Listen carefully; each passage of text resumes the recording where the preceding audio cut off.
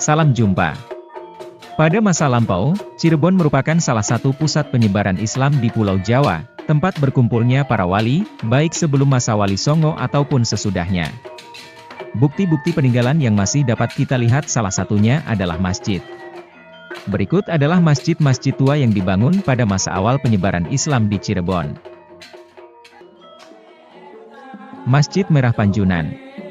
Masjid ini didirikan sekitar tahun 1470 oleh Syarif Abdurrahman putra dari Syekh Nurjati. Syarif Abdurrahman dikenal juga dengan nama Pangeran Panjunan.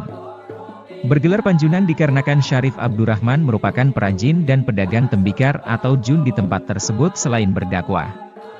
Sehingga daerah tempat beraktivitas dan bermukim Syarif Abdurrahman dinamakan Panjunan. Masjid Sang Cipta Rasa didirikan tahun 1480. Dibangun atas prakarsa Nyimas Pakungwati.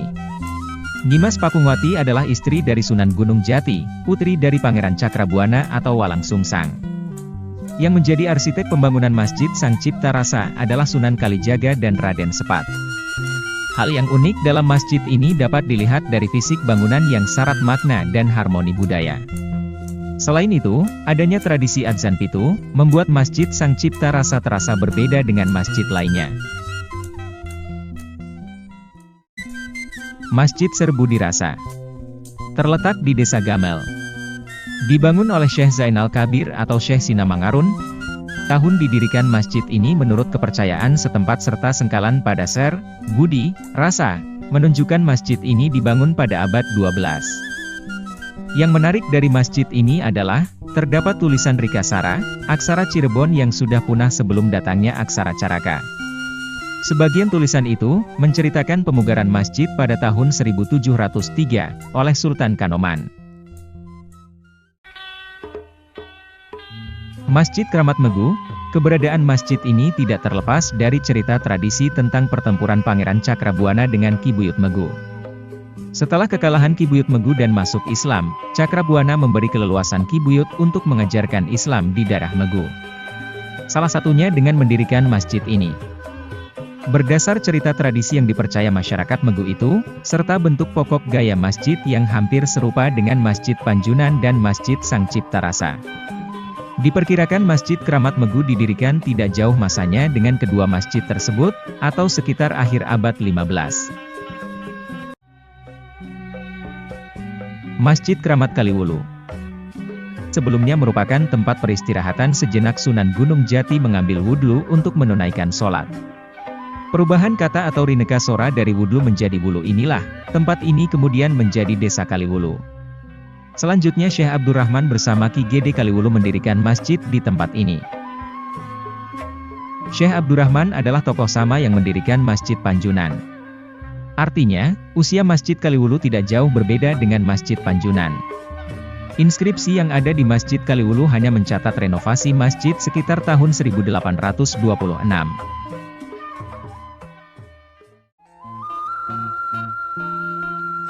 Masjid Pangeran Kejaksan dibangun pada tahun 1480 oleh Syekh Abdurrohim. Syekh Abdurrohim adalah putra dari Syekh Nurjati, dan adik dari Syekh Abdurrahman atau Pangeran Panjunan. Syekh Abdurrohim adalah jaksa pada Kesultanan Cirebon, sehingga lebih dikenal dengan Pangeran Kejaksan.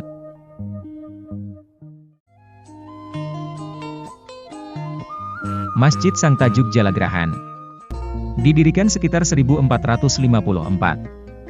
Dibangun oleh Pangeran Cakrabuana atau Mbah Ku Cirebon sebagai masjid tempat sholat Jumat pertama di lingkungan Keraton Pakungwati. Atau lebih dulu dari Masjid Sang Cipta Rasa atau Masjid Panjunan. Jalagrahan bermakna, jala artinya air, graha artinya rumah.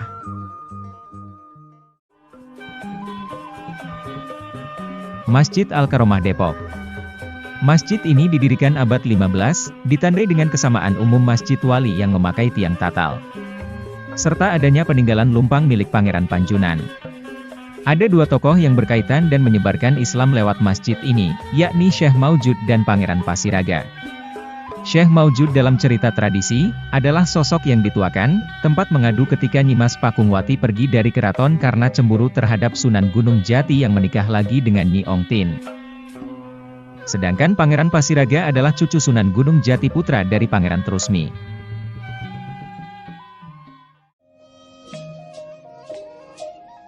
Masjid Jakatawa. Masjid ini terletak di Desa Pasindangan. Sesuai dengan namanya, yang membangun masjid ini adalah Jakatawa dibantu oleh Syekh Bentong, didirikan sekitar tahun 1471. Jakatawa adalah santri dari Syekh Nurjati.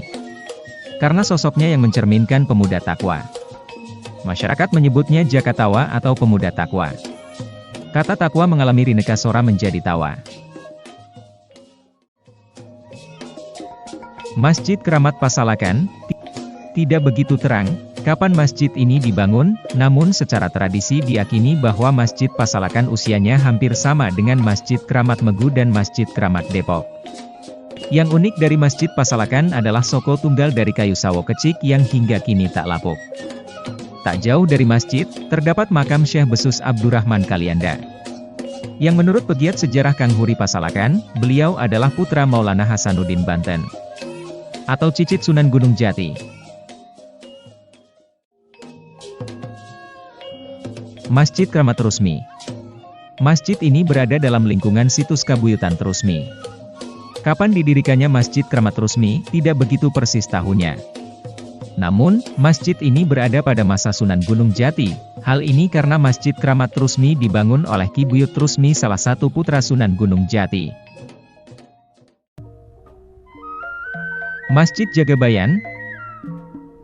Sesuai dengan namanya, masjid ini berkaitan dengan patih kerajaan Galuh, yang ditugaskan untuk menagih upeti, namun memilih tidak kembali ke Galuh dan memilih masuk Islam dan menetap di Cirebon. Patih itu bernama Nalasara dan oleh Pangeran Cakrabuana diganti nama menjadi Tumenggung Jagabaya. Kemudian Jagabaya mendirikan masjid sekaligus tempat menjaga keamanan Kesultanan Cirebon. Demikianlah kisah singkat masjid-masjid tua yang ada di Cirebon. Semoga bermanfaat. Salam.